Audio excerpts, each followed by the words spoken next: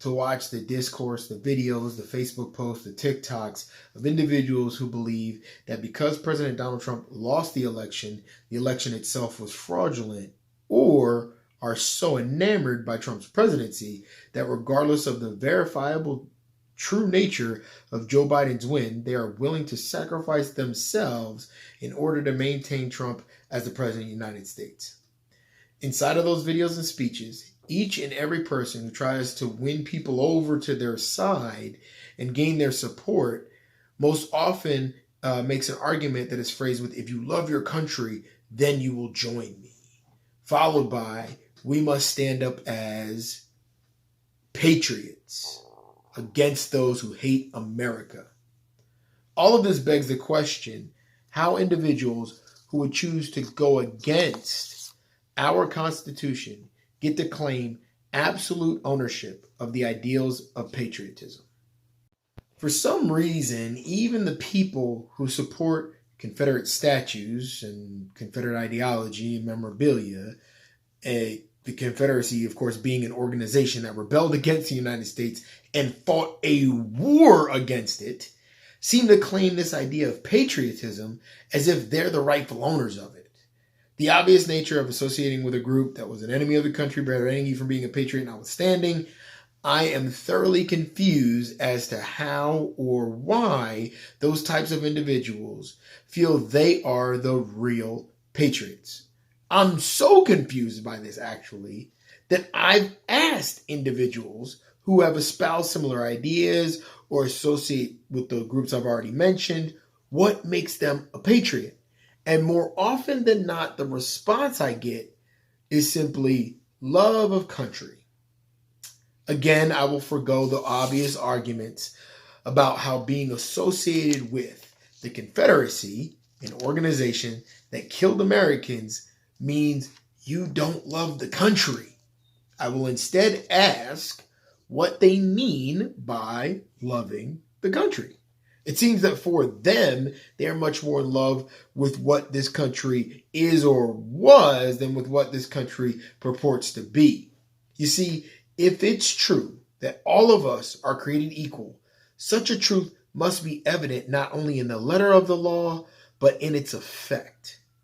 And indeed, while there are no laws that stipulate black and brown people or women should be treated differently, the execution and reality of our legal system, our employment system, and a ton of other systems speak woefully to the contrary. For those who argue such a point by saying that the letter of the law is all we need, then I lead them to the 1965 Civil Rights Act and Voting Rights Act, which was most certainly needed despite the existence of the 13th, 14th, and 15th Amendment, which had been ratified over 100 years earlier. Indeed, one of my biggest issues with our current president's slogan of Make America Great Again is that such a phrase begs the question about the timetable for America's greatness. It seems rather evident that for people of color and women, America's greatness is still very much forthcoming. By every metric, those groups have yet to fully realize the potential that America is supposed to provide for them.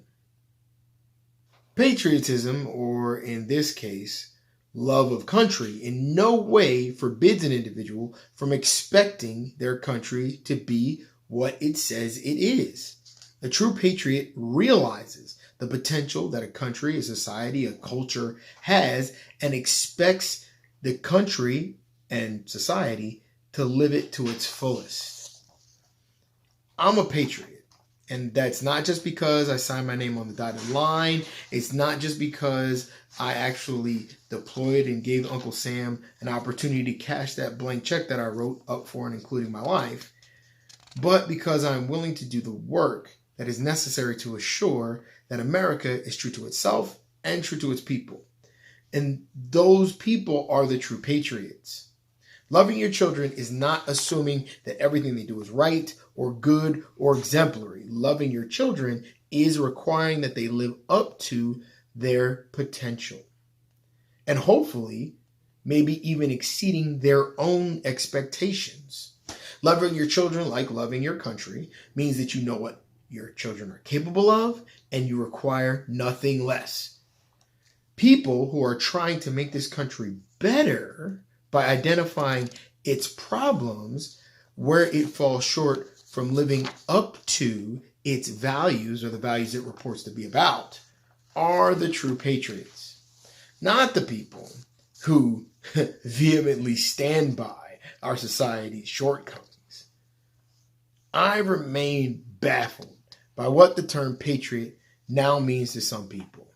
The cognitive dissonance required to both believe they are a patriot and support those who are constantly trying to destroy the very essence of our country's highest principles and guiding ideals is overwhelming. I used to think that this phenomenon was due to ignorance, but now I realize that this crisis, like many other things that affect this nation, is rooted in bigotry and hatred for a, quote, other. Such reality disgusts me beyond belief, but my faith requires that I love the humanity in everyone, the potential for them to be what God wants them to be, a loving person who cares about their fellow man. And so, I do love that humanity. I love you all. Have a good night.